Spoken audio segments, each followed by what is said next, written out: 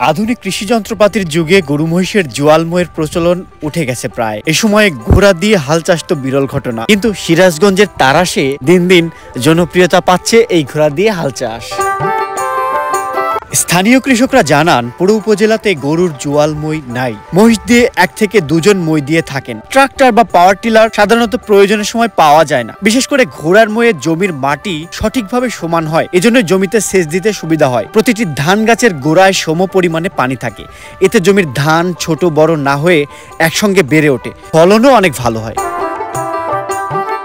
তালম ইউনিয়নের জন্তিপুর গ্রামের ঘোড়ার গাড়িওয়ালা আয়েজউদ্দিন ফকির বলেন, তিনি ঘোড়ার গাড়িতে ধান ও অন্যান্য মালামাল বহন করতেন। পরে ঘোড়া দিয়ে জমিতে মই দিতে শুরু করেন। তিনি বলেন, ঘোড়ার জোয়াল ময়েই সম্ভব কাদামাটি সমান করা, কারণ ঘোড়া ইচ্ছে মতো এক জায়গায় 3 থেকে 4 বার ঘোরানো যায়, ফলে জমির মাটি কোথাও উঁচু নিচু থাকে না। ট্রাক্টর বা পাওয়ার টিলার কিংবা মহিষের জোয়াল ময়ে নয়, বরং ঘোড়ার জোয়াল ময়েই কৃষকের আস্থা বাড়ছে।